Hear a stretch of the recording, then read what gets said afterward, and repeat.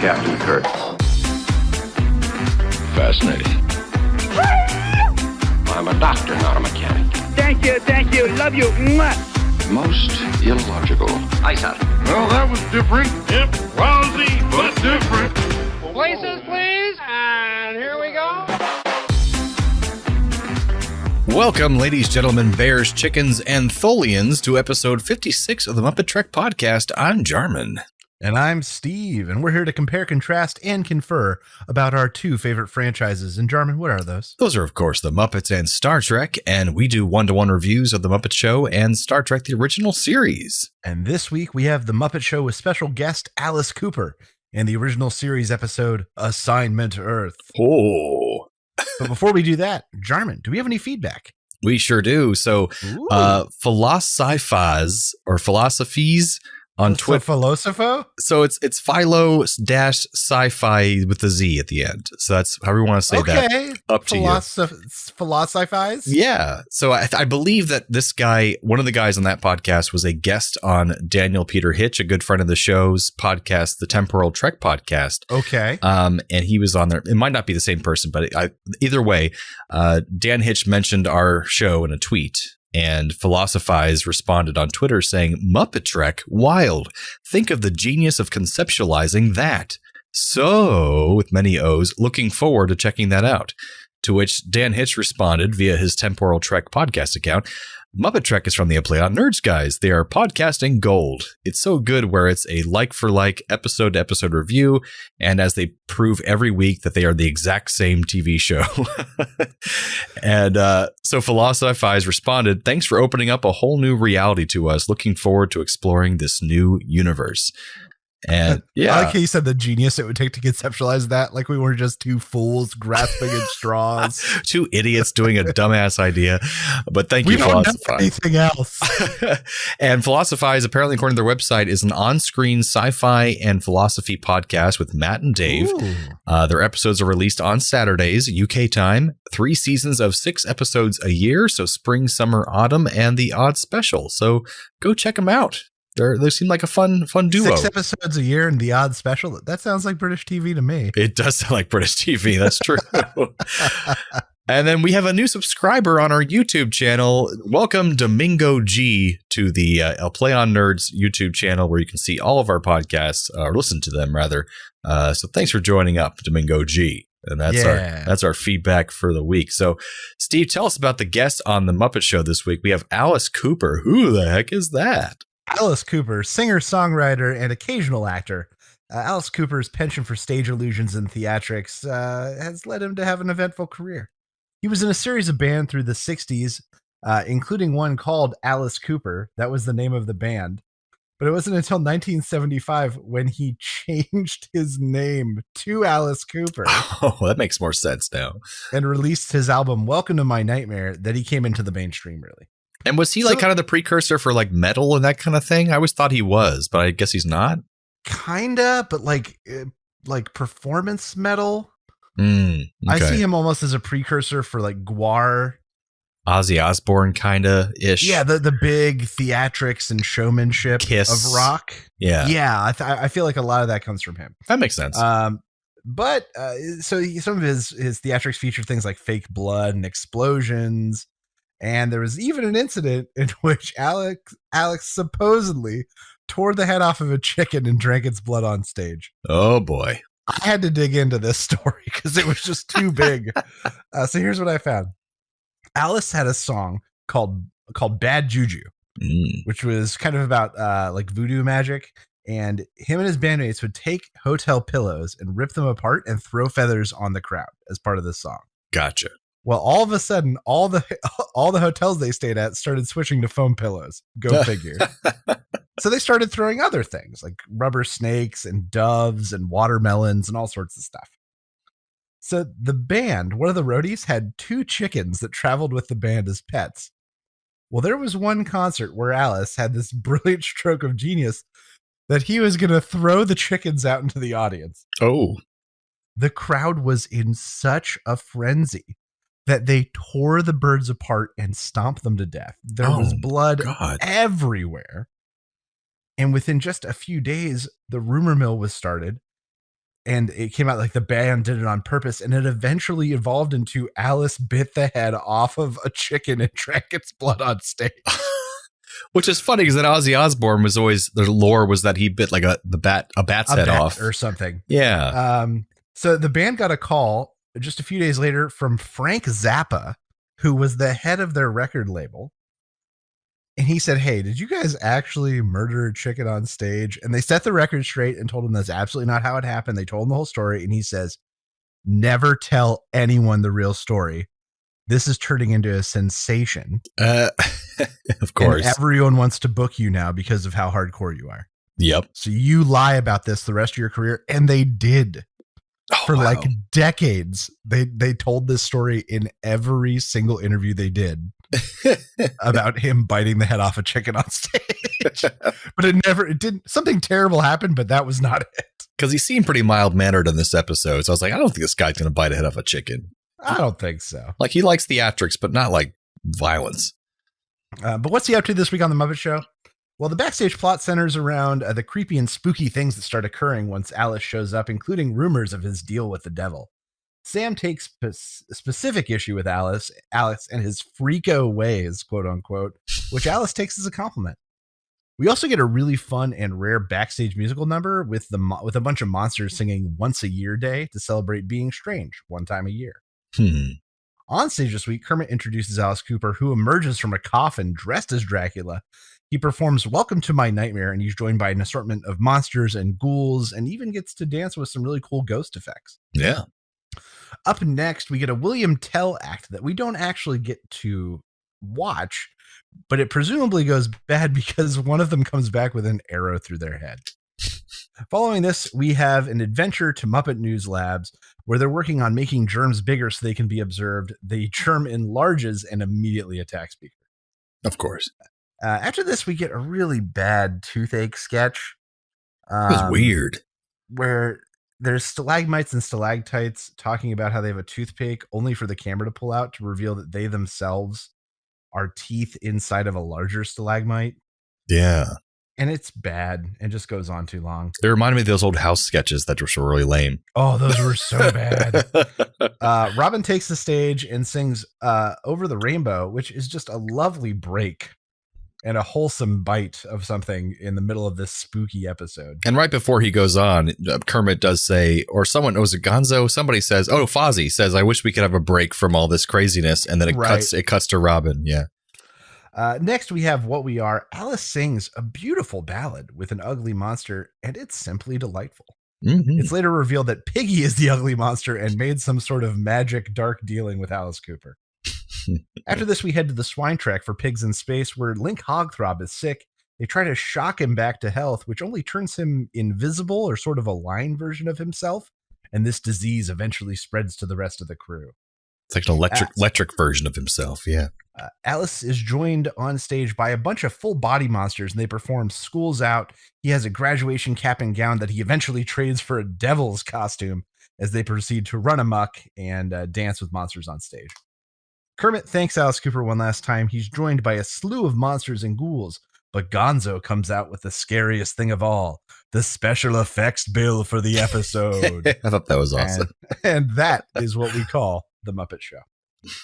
So, Jarman, what did you think of this week's episode with special guest Alice Cooper? Well, it kind of shook me a little bit starting off because Kermit seemed legitimately afraid instead of being like funny afraid. And I was like, oh, he's like shaking in every scene. So I was like, they really went for it. Yeah. But then it was just kind of, spoopy. It wasn't like, it wasn't that scary or anything, but they did mention Satan a few times, which I was surprised. Yeah, there was like contracts presented at least once or twice. Yeah, like they went for it there too. I did mention that in my notes, the toothache sketch was very strange and kind of odd. But also it's appropriate that we're recording this episode in the middle of October. Going to be Halloween soon, so good spooky episode for the Halloween season. Yeah, because we had probably what the Vincent Price episode would have been an equivalent to. Oh yeah, absolutely. I really laughed because I didn't think this was coming, that the Miss Piggy was actually the monster that Cooper was singing the duet with. Oh, that was good. And I actually had a laugh out loud moment when he calls his boss, because he looks like really dejected and kind of like an underling when he calls his boss, like, oh man, he's basically in sales. I didn't get her. He's basically in sales. He's like, this thing just really funny.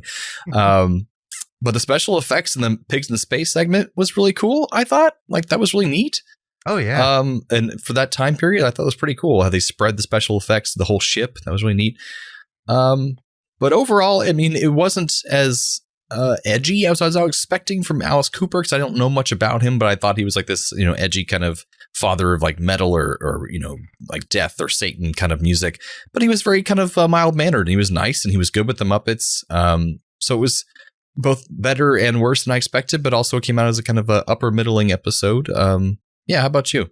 So I think that, just reading up on Alice Cooper as part of this, that was really part of his shtick. Alice Cooper is incredibly well-spoken. Yeah. And he very much holds the line of, it's a performance. If anything, I see, now that I'm thinking about it, he's more of a predecessor for someone like Marilyn Manson. Yeah. Who unfortunately is like highly a bad intelligent. Guy, well, yes, he is abusive. That has come out in recent years. But he's also extremely well-spoken. Right. And interviews, he's very calm and very calm, even when people try to instigate him and poke at him. And Alice is very much the same way. So I really saw this episode as like him subverting expectations. Yeah, that's true. And I've got to say, besides the toothache thing, the backstage and main onstage plot followed each other very, very well and very, very closely, which is a hallmark of a good episode to me.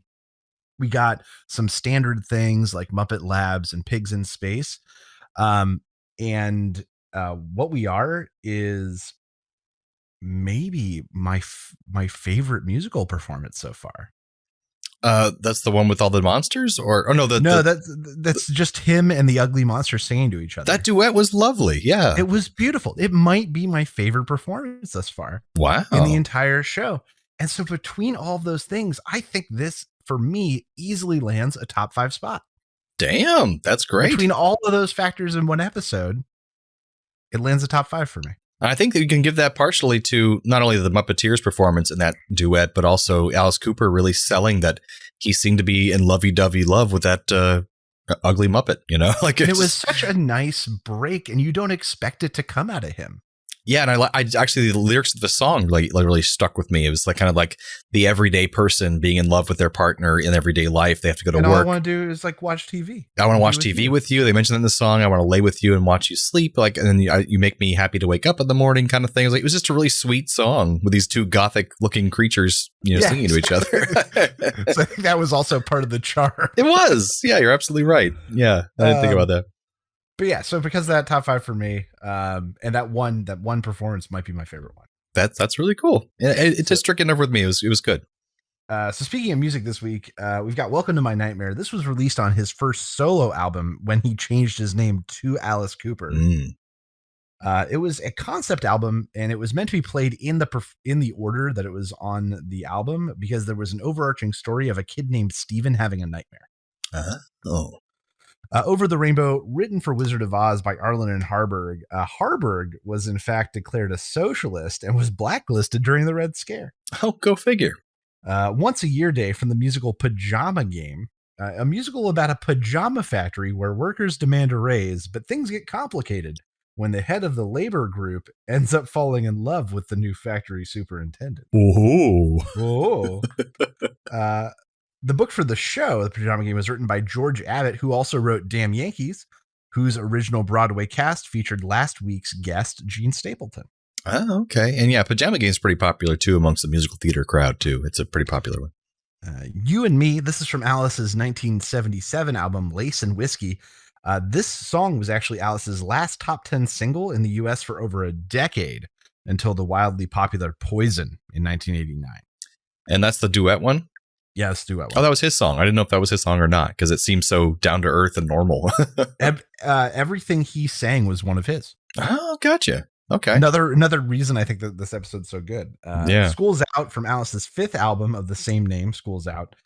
When asked about his inspiration, Alice said that he was looking to capture the 3 best minutes of his life.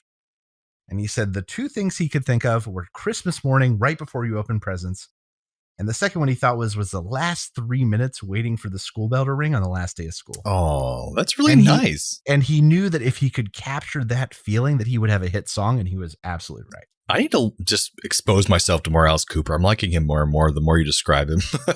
he was like he was a crazy theater kid. He basically is. A rocker. And what was his real name? Like Alan Steinberg or something? No, I did have this. God, why don't I have this factoid? Alice. Vincent Damone Fernier. What a name. I mean, Vincent's a good goth name, but Yeah, Vincent Damone Fernier. But yeah, and then he was in a band called Alice Cooper. And there was this big legal dispute where he couldn't go solo and continue to use the name. So he had to legally change his name to Alice Cooper in order to keep using the name. That's hilarious. Yeah. So, Jarman, what did you think was the best Muppeteering moment this week? I think throughout watching this, there was a lot of beautiful moments and everything was done very well, but just the most complicated and intricate and a lot of different mediums happening at one time was the Once a Year Day musical number, because it was just like there was all sorts of levels. There was a full costumed person, and then there was Muppets, and there was also a ghost creature. They were all singing together, moving around the stage. A lot of performers at the same time. Exactly. So I think that was definitely my favorite Muppeteering moment for sure. For me, I think it's a tie. I agree. The ghosts that were used a few places in this episode were just a really good, clean effect. Yeah. And the fact that he did a dance with one of the ghosts in Welcome to My Nightmare was in itself pretty impressive. That was cool. And then I loved the School's Out, because to see that many big, full-bodied monster puppets dancing and just going crazy. They're manhandling him and stuff. Yeah, just manhandling him. Was just great. Was just great to see. That's true. So, Jarman, tell us about this week's episode of Star Trek: The Original Series we watched. All right. So this week we have Assignment Earth, which is the last episode of season 2 of the original series, which we'll get to later this episode, being it's the season finale, which was also going to be a spinoff for a new series that didn't take off. So this was kind of the backdoor pilot for Assignment Earth, or Gary 7, as we'll find out later. So the Enterprise has time traveled back to 1968 Earth for a very nebulous reason. They say just historical research, and they kind of blow off the fact that it was so easy for them to travel back in time. Kind of strange. But while they're just circling Earth incognito, they get intercepted a transporter beam coming from thousands of light years away, which is insane to them. It's impossible. And this man beams aboard called Gary 7 with his cat, and he's in 20th century clothes, 1960s clothes. He calls his cat Isis, and he is in the transporter room, and he realizes that Captain Kirk and the crew are from the future very quickly because he recognizes a Vulcan when he sees Spock. So they think that's very weird. But Gary 7 warns Kirk that history is changing, and it's a very nebulous point right now in 1960s, and he needs to get down there to stop things from happening. And it will change badly if he's not released immediately. But since Kirk has no proof of this, he doesn't want to leave him, send him back down to Earth in case he's dangerous, so he keeps him in the brig. Meanwhile, Spock searches the history database and finds that the United States will launch an orbital nuclear weapons platform in just a few hours. So he thinks maybe that's what Gary 7 was talking about. So suddenly Gary 7 pulls out of his pocket when he's in the brig basically a sonic screwdriver like you would find in Doctor Who. It's a servo device, as he calls it. And he's able to get out of the brig, and he's able to beam down to his office in Manhattan with his cat. And this is going to be basically the set of this new show they're going to have. This like nice, swanky, like Mad Men style office that Gary 7 has. And he basically exits out this vault door using the hidden teleporter. And he has a computer in his office, and he identifies himself as Supervisor 194, codenamed Gary 7. And he's asking the computer about where his agents are that he was supposed to rendezvous with, 201 and 347, these two agents that are missing. And apparently the computer hasn't heard from them in 3 days. So Gary 7 finds out he has to complete their mission himself, whatever that mission is at this point, we're not sure.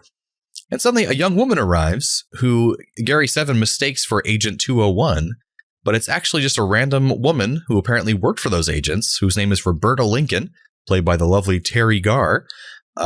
And she's the secretary of those agents without knowing anything about them being from wherever they are from. So Gary 7 just tells her he's a CIA agent, and he tells her that she should stay on board and assist him and be his assistant. So the computer eventually discovers that agents 201 and 347 have died in an automobile accident, and they just died in a freak accident, and that's what it is. And we basically find out that Gary 7 is from a random planet very far away.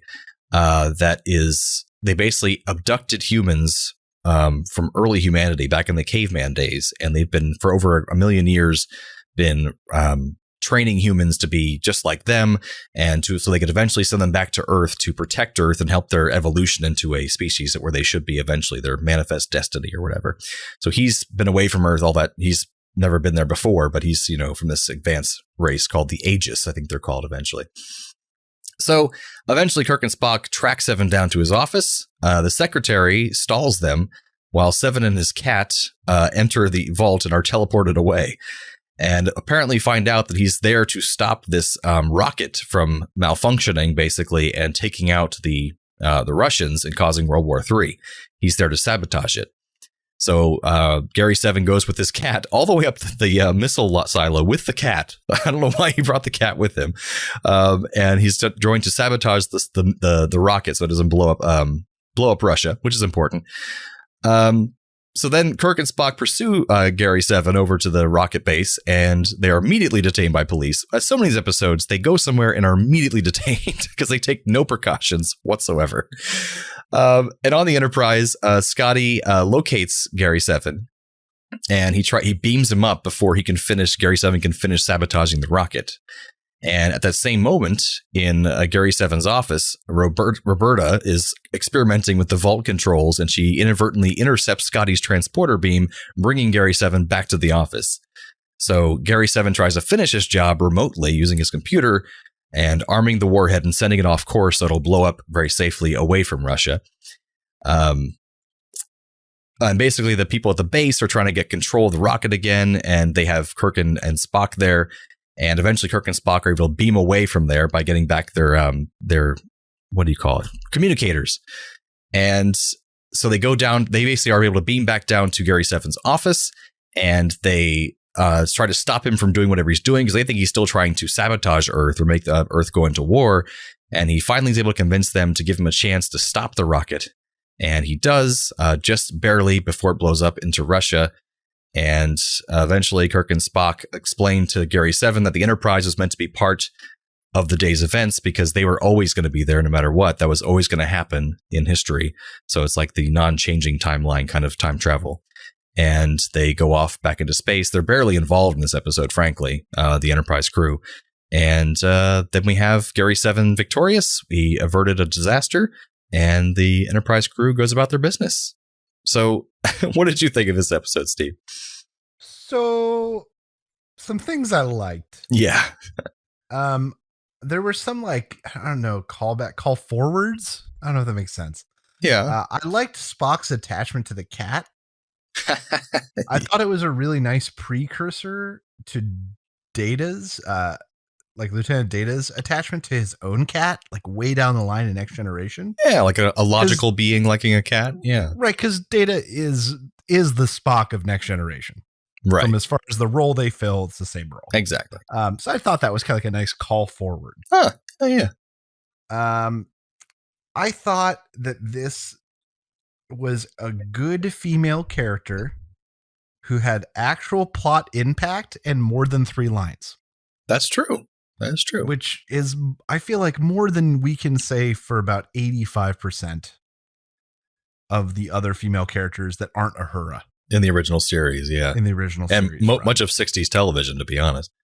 Now, mind you, you're talking about this being a pilot. That might be why they gave her more credence and screen time and texture than a lot of the other females. Right. Is because the plan was to have this be a show. Makes so sense. Maybe she got lucky in that regard. Yeah. Things I struggled with. I'm with you. Just how flippantly they did time travel. Yeah. They didn't even bother to show them doing it. They just started in the 60s. We're just here observing important days and things happening on Earth, but yet Spock had no idea they were about to put a nuclear space station launch platform into the sky. Like he had to look that up, despite the fact they're there at that exact day. Kind of important. And for a guy that we were eventually supposed to trust to save the world, they really played the audience against him in that they made him incredibly shady. They made his dealings incredibly shady. Even the fact that he was able to go onto like a nuclear missile base with a cat and no uniform and no one did anything to stop him.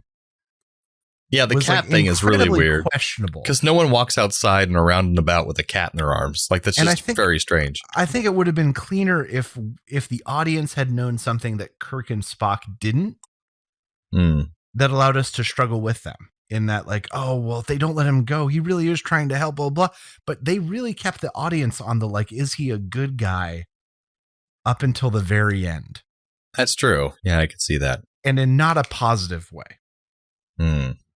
But you're absolutely right. There was something very Doctor Who-y about this whole episode. The fact that he has like the sonic screwdriver, his instrumentation, the closet that can like transport him anywhere. And the companion who's just a regular human. Right. Who's just kind of along for the ride. Very Doctor Who-y, the whole thing. So overall, not the strongest episode in season 2. By a long shot, and not even the best time travel episode this season. Oh no, yeah, it's true. So I don't know. I'm not going to say bottom of the barrel, but definitely not top. I would say though, like if they retooled this, like I like the idea. That's a good premise for a show. Like, oh yeah, the time traveler sent back from like an alien race who wanted to save the human race, and so he has to like act mysteriously and use this crazy set of tech to get around the world to fix these problems. Yeah. Like not a bad thought. Yeah. Like it's almost like someone thought of it before when they made Doctor Who. Kind of. Yes. Kind of. And that one worked. That one did work. I'm not sure I could have tolerated a whole show of it. He wasn't very charismatic either. The actor playing him was not very charismatic. So flat. Very like authoritative, kind of boring. But if the dichotomy was supposed to be that he was the straight man and she was kind of the like the goofball, over the top goofball, a little bit more flippant and floaty, it may have worked for a show. Yeah. But instead we just got this very out of balance episode. And then the cat turning into a sexy woman later in the episode for a few minutes, not being explained. So yeah, this is like when they make a movie that it's like Aragon. They're like, we're going to make a movie and then it'll be the precursor for 6 other movies. And someone goes, shouldn't we make this one good first? And they went, no. There's going to be 6 others we can do better. Those will explain. Those will explain. And that one intern was like, guys, are you sure we really should try to make this one good? Shut up, Todd. Shut up. Give me my coffee, Todd. So that's what this episode was. This is the Shut Up, Todd episode. Okay. Shut up, Todd. That's fair. You got some factoids for us? I sure do. So there's some fun factoids for this one. So Spock mentions all the events which are to occur on that date the Enterprise traveled back in time to the 20th century and meet Gary 7. Among events mentioned was an important political assassination. As it turned out, there were ultimately 2 important political assassinations in 1968. Just 6 days after this episode aired, on March 29th, 1968, Reverend Martin Luther King Jr. was shot and killed in Memphis, Tennessee. And 2 months later, on June 6th, 1968, Robert F. Kennedy was shot in Los Angeles. So that was pretty prophetic. It was pretty weird that they said that. While at the launch base and showing his ID to security person, Mr. Seven shows a National Security Agency credential card. The NSA was one of the worst kept government secrets, but was not publicly acknowledged until nearly 25 years after this episode originally aired. So that was kind of fun that they put that in there. So Terry Garr, who played Roberta Lincoln, the secretary, had such an unpleasant time filming this episode, she refused to ever talk about Star Trek again. Although she did do an interview with Starlog magazine many years later, in which she was very disparaging of both the show and its fans. One reason was Gene Roddenberry's frequent clashes with costume designers over the length of Roberta's skirt. Roddenberry wanted it shortened to the extent that Mrs. Gar's underwear is glimpsed on occasions. Go Roddenberry. Yay. Terrible. 3 black cats were used for the role of Isis. That's cute. Okay. That's a fun fact. So Star Trek Voyager episode Prime Factors in 1995 was originally going to be based on Assignment Earth. The original story involved the crew of Voyager encountering the race that had dispatched Gary 7. However, this was declined as the race, the Aegis's technology, could transport individuals over thousands of light years via transport, as we saw in the episode, thereby providing an easy out for the Voyager and precluding the entire series. So they're like, oh, that won't work, because then they could just send them home.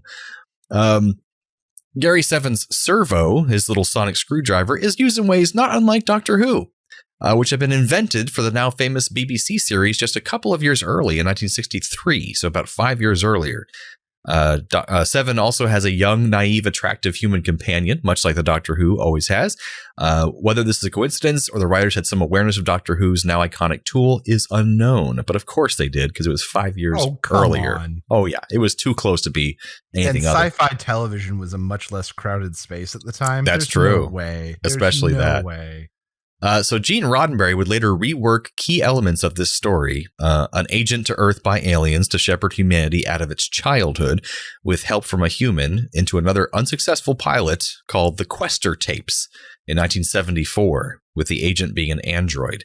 And apparently that was a big deal. He was working on that for a long time, and it also failed. But I'd love to see the pilot of that. The name Roberta Lincoln is a feminine version of Robert Lincoln. Robert Todd Lincoln was a lawyer, politician, and businessman who had a long career and was present at or near the violent deaths of 3 presidents: Abraham Lincoln, James Garfield, and William McKinley. So that's kind of creepy. Yeah. And what's funny is the spinoff series of Gary 7 would have been in the business of rescuing people from assassinations. That would have been kind of their focus. That's why they named her Roberta Lincoln. So Gary 7 and Roberta Lincoln, you won't see the last of them because they are in a few novels. Assignment Eternity, it's a Star Trek novel by Greg Cox. The Eugenic Wars, The Rise and Fall of Khan Noonien Singh, and History Shadow by Dayton Ward, and the short story 7 and 7, which has Gary 7 teaming up with 7 of 9. Cute play on words there. I wonder if that's why they set up the time travel the way they did, the inevitable past time travel, because then 7 would only be rescuing people that we now watching in the future would never know were attempted to be assassinated. Right. That makes it safe because he's never changing something we knew already happened. Yeah. Right. So he wouldn't be rescuing anyone we know. Yeah. So for a long time, the actress who randomly played the cat in human form was not credited in the show series. So fans for 20-something years just didn't know who played her. And finally, this woman came out called April Tatro, who was a dancer, who was just happened to be casted for that. She wasn't an actress. So they didn't have her say any lines because eventually she would be in the show and do a lot of cat-like movements and stuff. So after she came out, finally, she did a lot of conventions and stuff, and she's been around, but she's still alive, I think. Cool. And Captain Kirk's comment, "I'm sure they'll have many interesting adventures together," of course, refers to the Assignment Earth series that never materialized. And Gary 7 and Roberta Lincoln would have been up against aliens called the Omegans, who had mastered time travel, and they would work to make sure mankind achieved the glorious destiny that Gary 7's alien masters intended it should.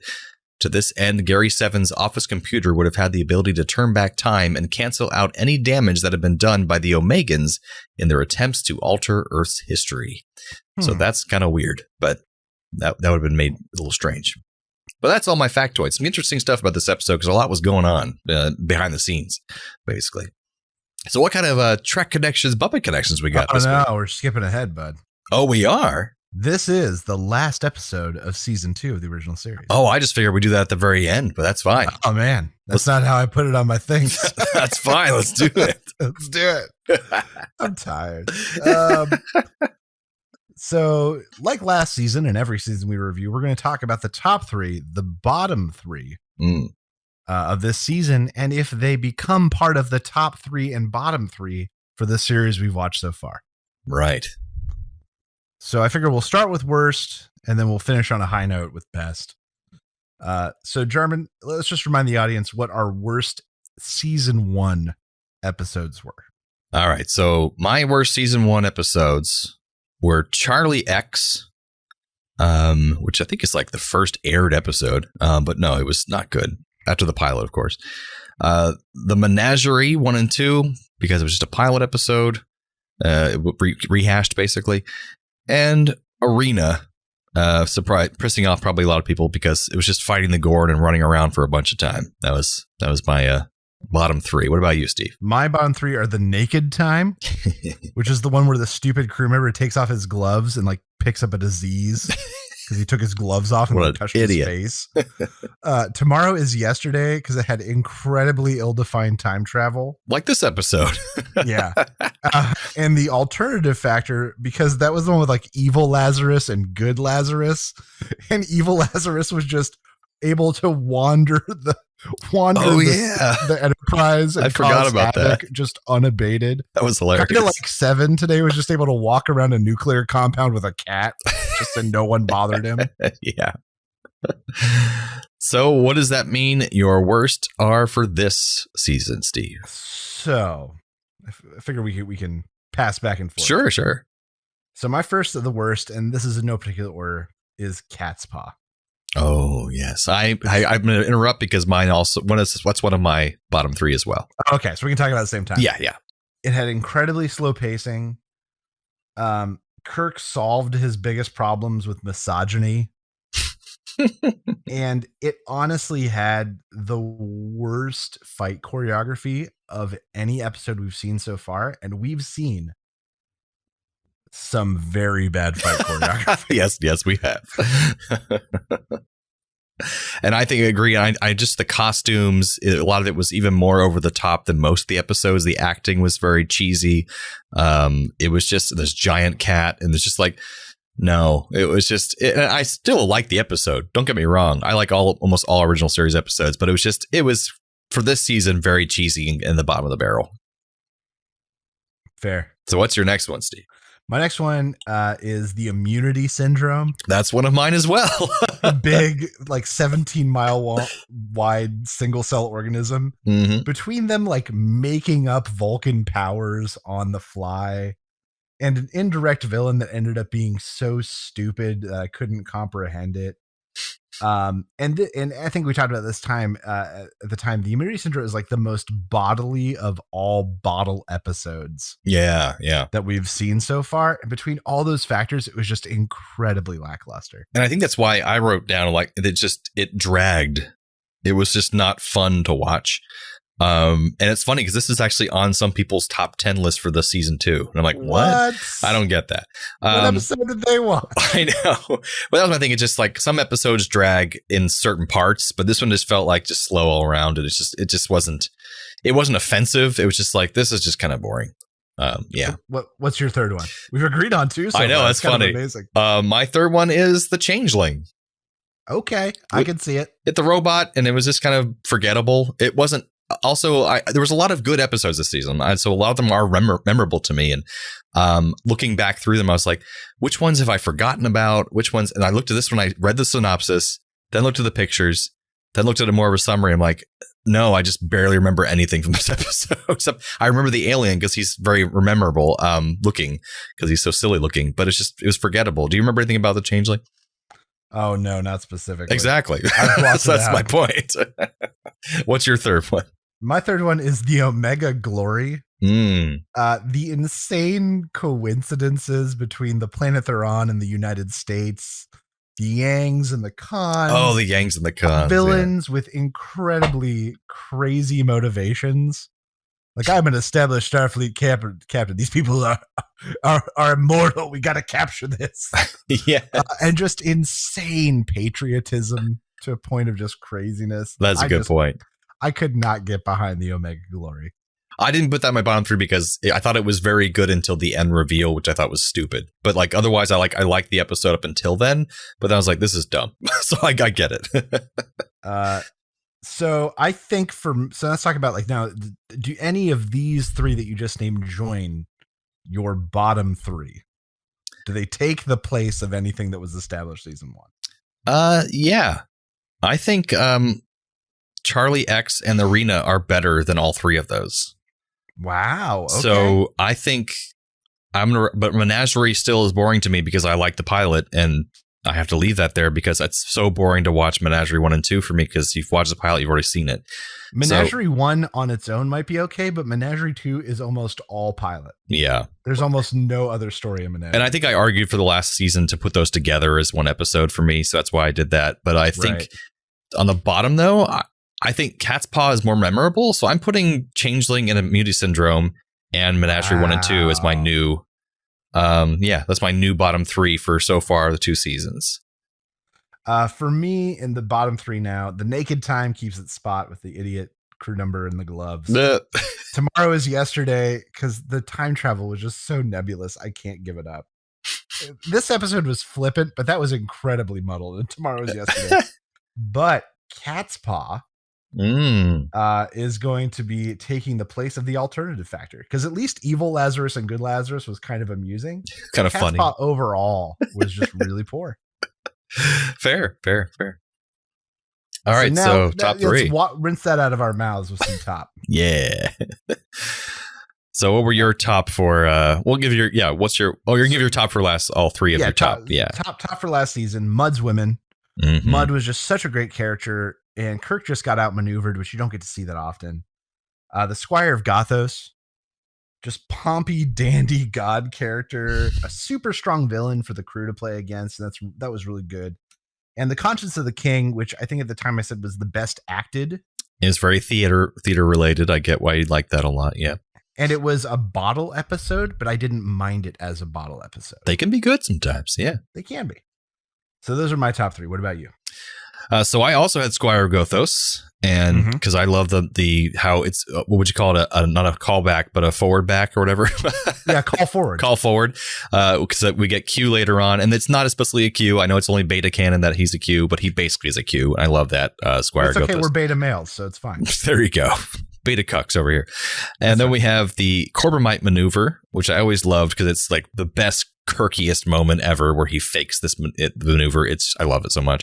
And then Space Seed, Ricardo Montalban. I mean, how can you go against that? It's wonderful. Him and Kirk just take turns chewing scenery. Oh, I'm going to chew this scenery with you, Kirk. Absolutely. So now let's talk about best from this season, and if anything took their place. Yeah, I wonder if we have 2 out of 3 that we got the same this time too. Maybe.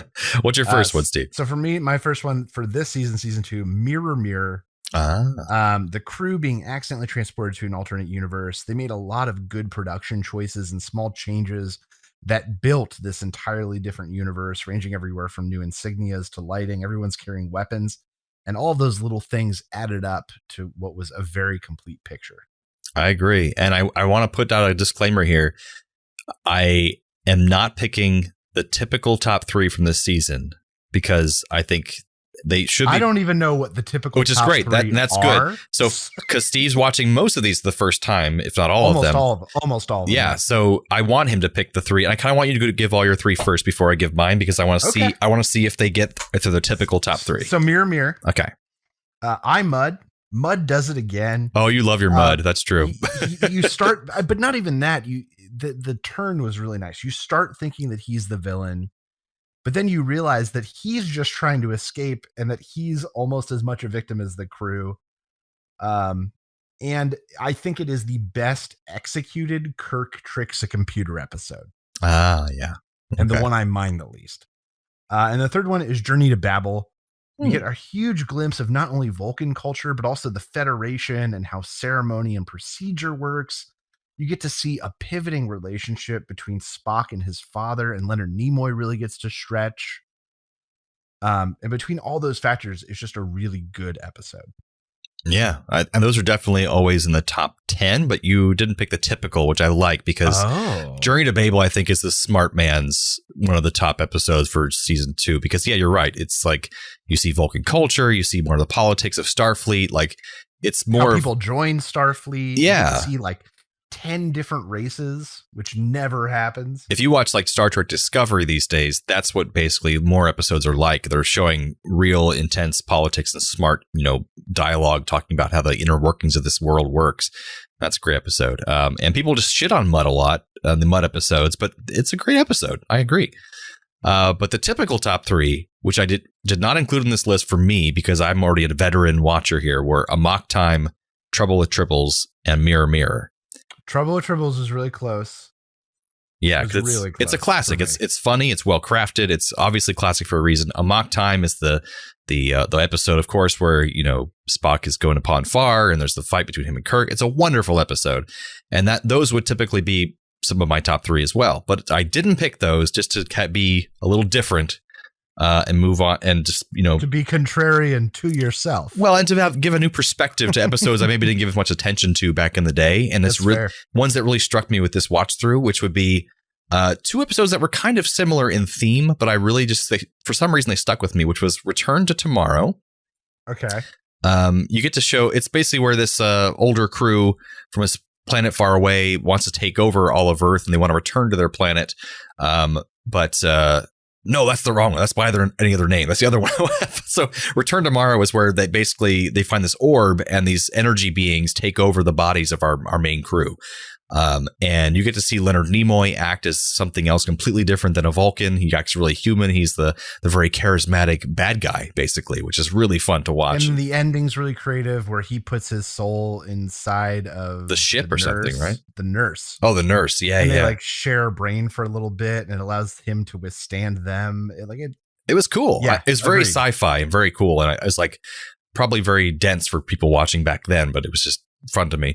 And By Any Other Name was kind of similar. It was these people from a very advanced race who wanted to take over the galaxy, but they had to first go back to their home planet where they were these weird Cthulhu type monsters, but they were in these human bodies and they weren't used to the human bodies and the emotions and the sensations that came with that. So Kirk used that against them to get them to say they were too different from their race now. They had to stay with humanity.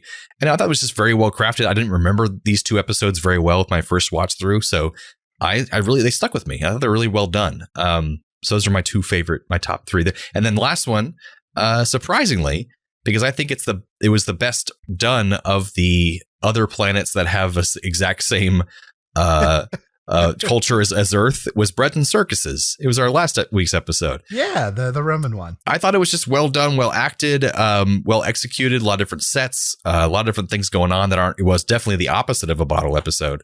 And yeah, overall, just kind of was like, I liked seeing our characters in that environment. And I thought there was little nice character moments between our trio there with Bones, Spock, and Kirk. And it reminded me of the movies a little bit, having them in this other environment they had to deal with funny moments and drama. So yeah, those are my strange 3. They're not the typical you would imagine. Okay, good. So now let's talk about the new top 3. Yes. Does any of yours overlap or change rather? Yeah. Originally I had Mudd's Women. I'm replacing, I don't want to put 2 Mudd episodes on the same list. So I'm going to replace Mudd's Women with I Mudd. All right. Okay. Because not only was Mudd already an established character, so you got to perceive him as a villain, but the turn that he's actually the victim sort of his own creation. And then the eternal punishment of him being stuck with like 10,000 copies of his wife. Yes. Was just such a good fitting punishment that we don't get to see all the time. Yeah. It was very creative. But then Squire of Gothos retains its spot on top. But Journey to Babel replaces Conscience of the King. Well done. Even though Conscience of the King did have some really good acting, Journey to Babel is just such a fuller episode. Yeah.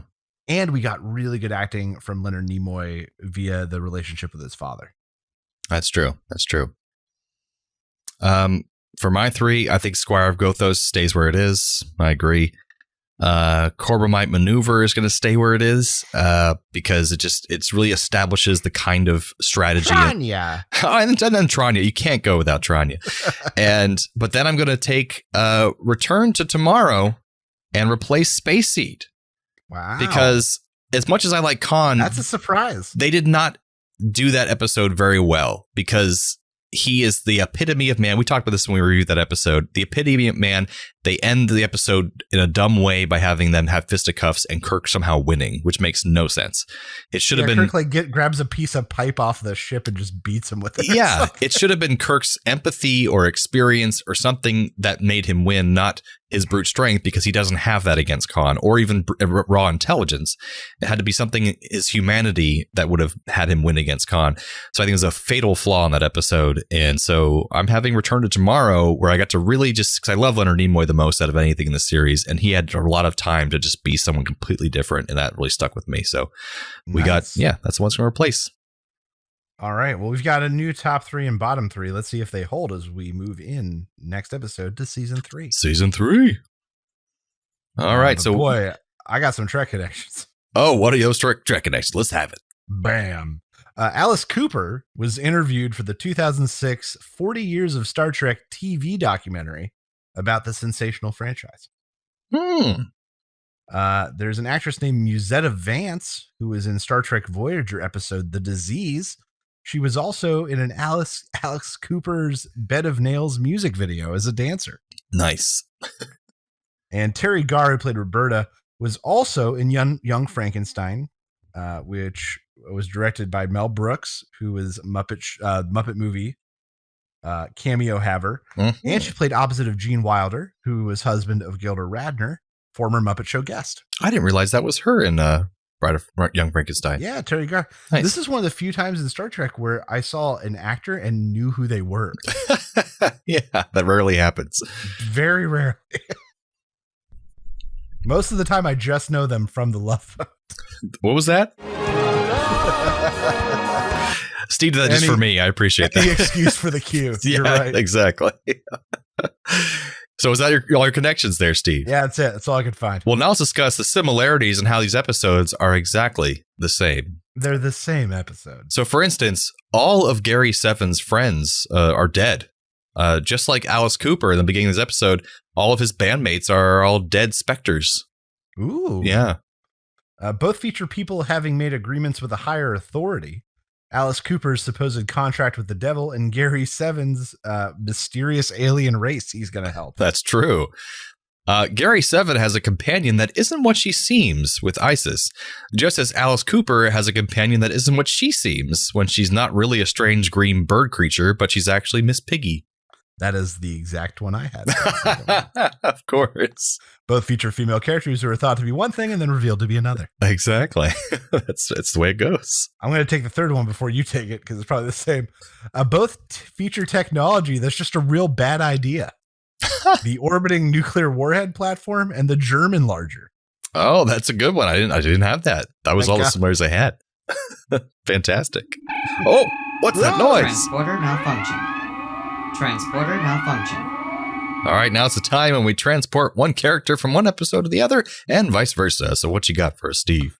This week, Muppets to Trek, I've got Alice Cooper coming over to take the place of Gary Seven, sent by some mysterious force, maybe the devil. Oh. He just looks shady as hell, but turns out to be a good guy. Oh, yeah. You end up liking him in the end. He'd be more charismatic than the actor they picked, so that works. That's true. I had Alice Cooper coming over to replace the cat, Isis. And he would just be like walking around on all fours, not actually as a cat, just Alice Cooper. So not replacing the actress that the cat turns into, but just the cat itself. Yep, the cat itself.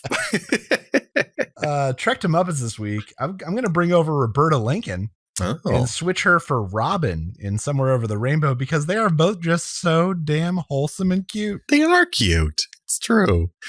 I'm having Gary Seven to transport over to be Sam the Eagle because I think that actor would be perfect in that role because he's stiff and boring.